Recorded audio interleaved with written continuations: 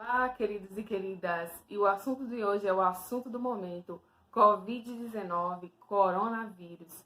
E aí, pessoal, você já sabe o que é coronavírus, já sabe como é que transmite, já sabe o que fazer para se proteger.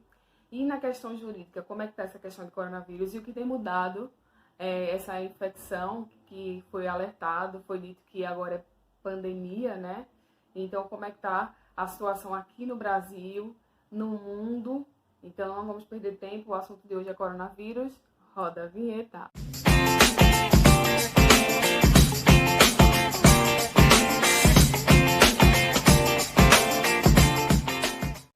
Então, pessoal, nessa quarta-feira, dia 11 de março, a OMS, a Organização Mundial de Saúde, definiu a propagação do coronavírus como pandemia.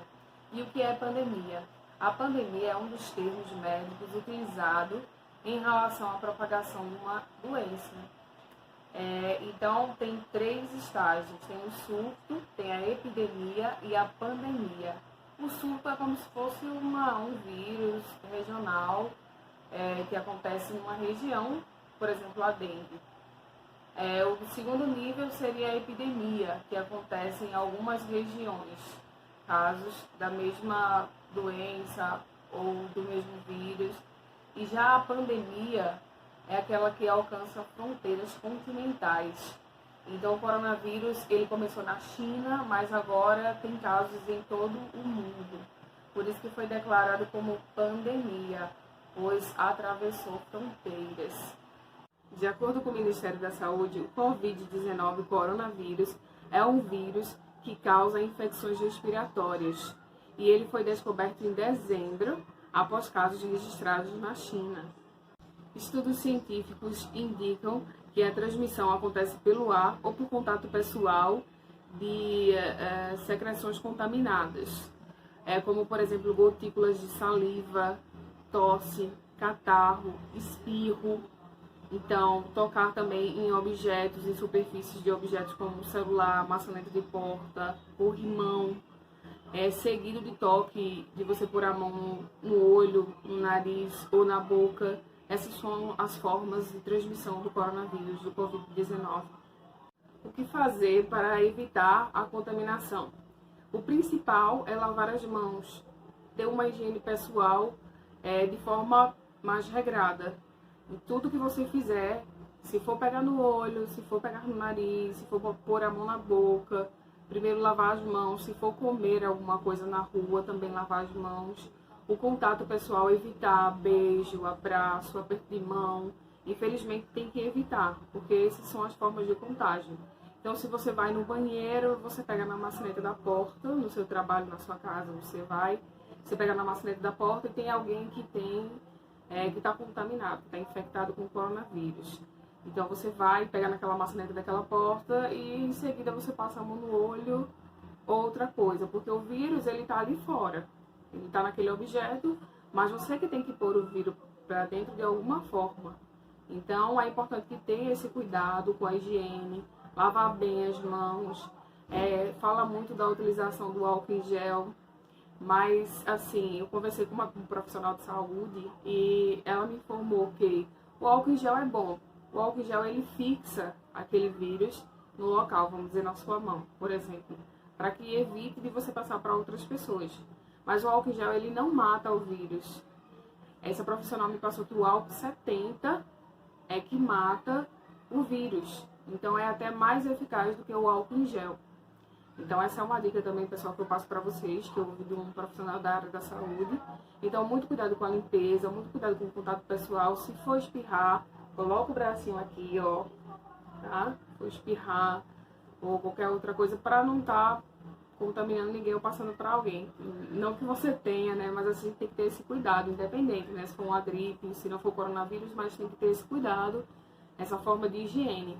E o que isso muda também na questão do trabalho, na questão social. O coronavírus ele tem modificado aí a rotina da sociedade, do trabalho como um todo. Os empregadores têm que tomar cuidado no trabalho também com os trabalhadores, um cuidado, fornecer equipamentos como máscaras, se for possível, né?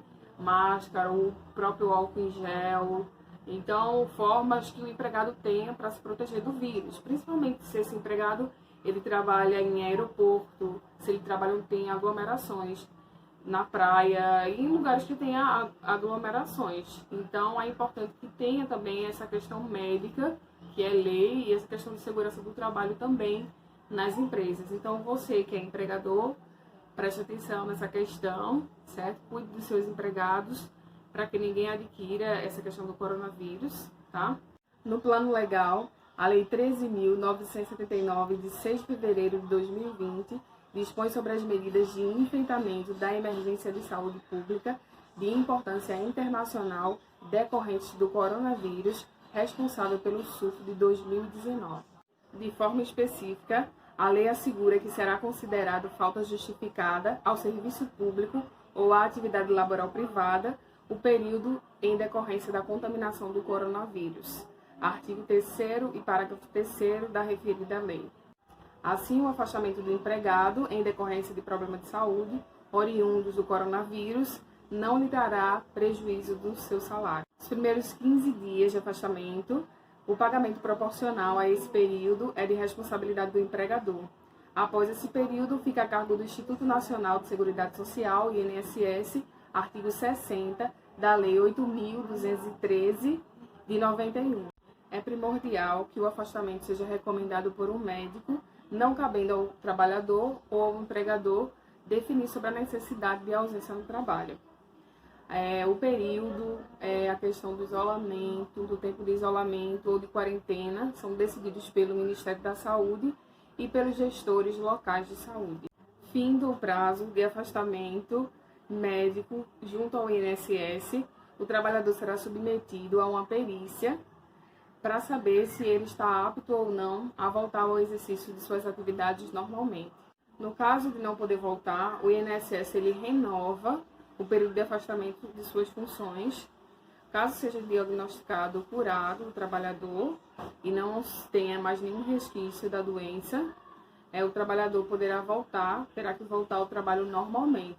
Caso o trabalhador ele não queira voltar, isso configura abandono de emprego. Coronavírus, doença do trabalho e a responsabilidade civil do empregador. Do ponto de vista legal, se o empregado ele contrair a doença no ambiente de trabalho, pode ser considerada doença do trabalho, o artigo 20 da Lei 8.213. Contudo, é temerário que o empregador ele possa ser responsabilizado civilmente por um acidente de trabalho ou por uma doença de trabalho, se seu empregado tiver uma incapacidade ou for a óbito por alguma patologia. Os sintomas do coronavírus não se entrelaçam necessariamente com as efetivas condições do meio ambiente de trabalho. Sua contaminação pode ocorrer em qualquer lugar. Não há um regramento legal específico para o empregador quanto a esse vírus. Assim, se o empregador ele tomar todos os cuidados gerais recomendados pelo Ministério da Saúde e pelas normas trabalhistas, não vemos o porquê dele ser responsabilizado civilmente se houver o contágio no ambiente de trabalho. E a divulgação do empregado doente pode, por orientação médica, o empregador ele pode ser obrigado a afastar o empregado doente. É uma situação de isolamento e quarentena. Decreto 10.212 de 2020 e Lei 13.979 de 2020. Não é recomendável ao empregador divulgar os nomes dos funcionários ou empregados portadores do vírus, coronavírus. Isso pode implicar na violação do pleno respeito à dignidade, aos direitos humanos e às liberdades fundamentais do trabalhador. Artigo 3º, parágrafo 2º da Lei 13.979 de 2020. Por outro lado, indicar que o trabalhador tem o vírus não pode ser considerado preconceito, não pode ser considerado discriminação ou estigma ante ao risco ao interesse público. Pode o empregador exigir exames médicos ou ser informado da doença? Ante a inteligência do artigo 3º, inciso 3, da Lei 13.979 de 2020, e em face da obrigação do empregador de zelar pela medicina e pela segurança do trabalho no meio ambiente de trabalho, é razoável afirmar que o empregador ele pode exigir que o empregado faça o exame para fins de detecção do vírus e que avise que o empregado está infectado, que o empregado está doente. Se houver o afastamento de vários empregados, o empregador poderá substituir essa mão de obra de acordo com a Lei 6.019 de 74, que regula o trabalho temporário. A regulação do trabalho temporário é um mecanismo de atendimento às necessidades de substituição transitória de pessoal permanente ou a demanda complementar de serviços. Considera-se demanda complementar de serviços a que seja oriunda de fatores imprevisíveis. E se for decorrente de fatores previsíveis que tenham a natureza periódica, intermitente e sazonal. Artigo 2º, parágrafo 2º da referida lei. Sem dúvidas, a questão entrelaça-se com uma situação imprevisível. Portanto, o empregador ele pode substituir a mão de obra utilizando-se do trabalho temporário. Se o empregador não desejar o trabalho temporário, poderá contratar trabalhadores como seus empregados, na forma do artigo 443, parágrafo 2º, a linha A da CLT. O trabalho por prazo determinado é válido ante ao serviço cuja natureza ou transitoriedade justifique a predeterminação do prazo. É isso aí, pessoal. O assunto é amplo, tem muita coisa ainda para ser falada, mas se vocês tiverem alguma dúvida do que eu falei aqui ou algo que eu não tenha falado, pergunta aqui no canal que eu vou estar respondendo para vocês, tá certo? O desafio é grande economicamente e socialmente, não só para os trabalhadores, mas para as empresas e também para a área de saúde, que está tentando conter esse vírus. Então dá o seu like aí, certo? Dá o seu like no vídeo se você gostou. Curte, comenta, compartilha, nos segue no Instagram, no Facebook também. Se você não se inscreveu ainda, se inscreve. Não perca tempo não, tá certo? Agradeço a todos a atenção